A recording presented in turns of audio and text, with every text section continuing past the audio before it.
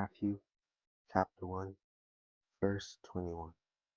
You will give birth to a son, and you are to give him the name Jesus, as he will save his people from their sins. What this verse means is that when Joseph was told by God in a dream that his son, birth born by his wife Mary, Jesus, his name Jesus, and he is the Messiah, and he will be the person.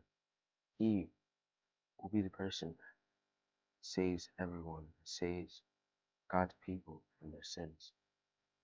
So, as a follower of God, as a disciple of Him, He's saving us by being born. He lived an old life in sin. He lived an old life in sin, but now we are being new in Christ because He was born.